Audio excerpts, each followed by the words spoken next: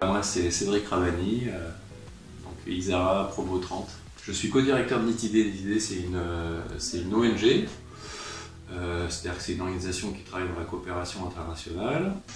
Quand je suis rentré à Isara, moi, j'étais étudiant, j'ai toujours aimé la bio, la nature, les trucs comme ça. J'avais fait un DUT de bio moi, à la base. Ce que je retiens de l'Isara, c'est quoi? C'est qu'on fait plein de choses en fait. J'étais plutôt branché trucs d'extérieur, l'agroalimentaire, je trouve ça hyper ennuyant.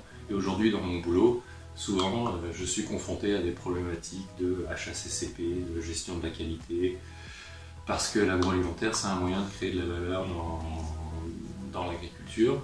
Je me rappelle d'un module qui était excellent, ça s'appelait Économie internationale, échanges agroalimentaires mondiaux. Ça commence à faire germer quelques idées chez moi. Alors moi j'ai eu la chance de faire, là où j'ai fait mon mémoire de fin d'études, j'ai été embauché.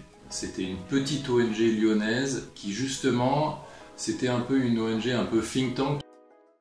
Surtout que mon niveau d'anglais est quand même exceptionnel, d'ailleurs les collègues qui sont là pourraient bien se moquer de moi sur le niveau de langue.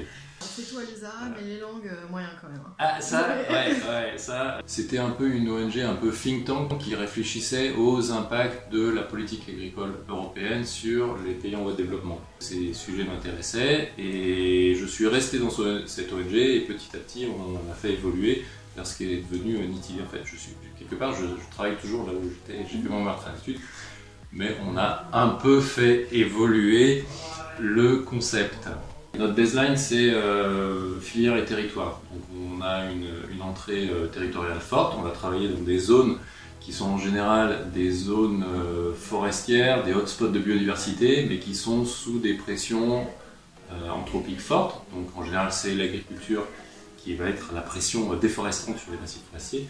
Et du coup, on va essayer de construire des solutions territoriales pour diminuer la pression sur ces massifs forestiers ou ces hotspots de biodiversité. Donc ça nous fait travailler sur plein de choses différentes, l'énergie, l'agriculture, le développement de filières, la planification territoriale ou des choses plus centrées sur l'écologie, les inventaires, la compréhension de la biodiversité, le lien entre la biodiversité et les services agricoles que ça peut donner dans la région.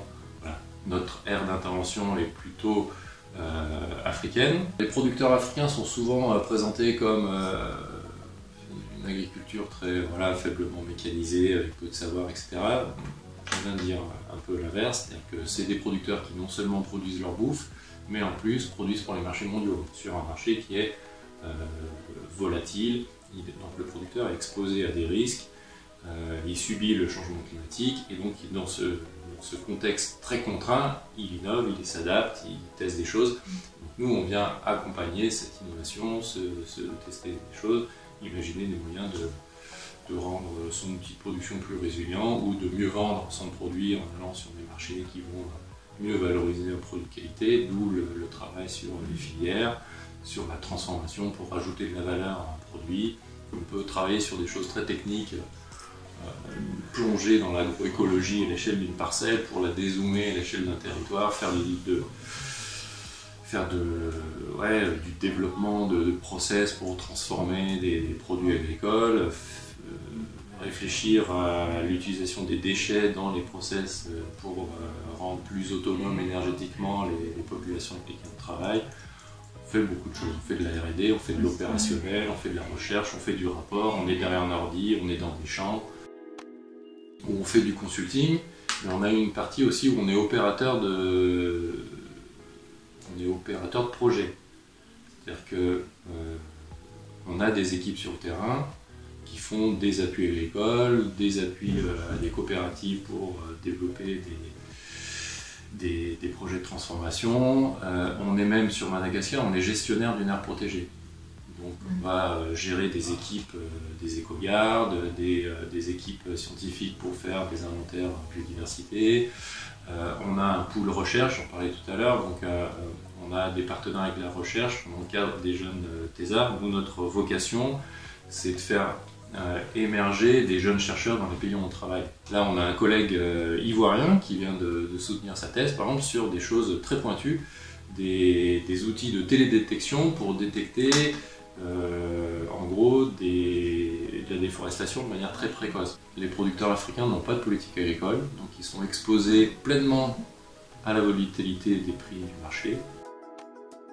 On a des clients institutionnels, donc ça va être l'Union européenne, la Banque mondiale ou des pays. On peut avoir comme client le gouvernement de Côte d'Ivoire qui veut, par exemple, qu'on travaille sur la noix de cajou, sur un modèle de prévision agroclimatique sur la noix de cajou. La noix de cajou, c'est une grosse filière très importante en Côte d'Ivoire, c'est le premier producteur mondial.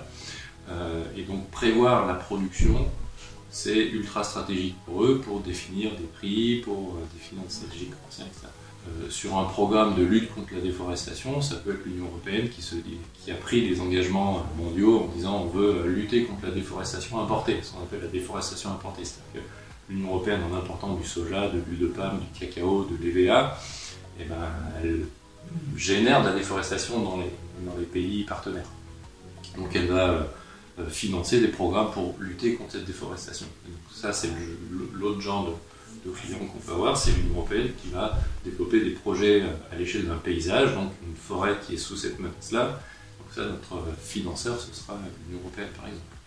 Et après, on a le secteur privé, des gens qui s'intéressent à l'impact de leurs achats dans le cajou, dans le cacao, dans d'autres commodités, qui vont nous demander soit des analyses justement d'impact de leurs achats et qu'est-ce que ça génère en termes de biodive, de déforestation, de ce qu'on veut, et qui éventuellement vont vouloir mettre en place des mesures pour améliorer la durabilité de leurs approvisionnements. Donc oui, dans la cosmétique, on a beaucoup travaillé avec tout le secteur de la cosmétique. Le projet le plus abouti qu'on a, c'est avec l'Occitane sur le beurre karité, parce que là, c'est un vrai projet où l'entreprise s'est engagée sur du long terme. Et on a un vrai projet, là, pour le coup, avec toutes les composantes. C'est-à-dire travailler aux conditions d'achat, donc tout ce qui est commerce équitable, définition d'un prix qui rémunère le travail des femmes, en l'occurrence, qui travaillent dans la filière, donc toute cette notion de marché, de contractualisation interne, etc. Il y a toute la dimension technologique, parce que le beurre de karité tel qu'il est fait, ça consomme énormément de bois pour toutes les étapes de cuisson du beurre. Donc on a développé des technologies qui utilisent les déchets du beurre pour les réinjecter et supprimer le bois. Ça, on l'a fait pour les fournisseurs de l'Occitane.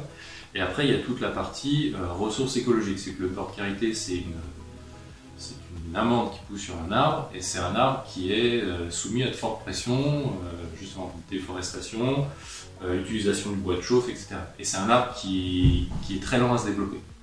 Donc on a travaillé sur des approches paysages, sur ce qu'on appelle des parcs à karité, donc des espaces qu'on peut essayer de valoriser en trouvant des opportunités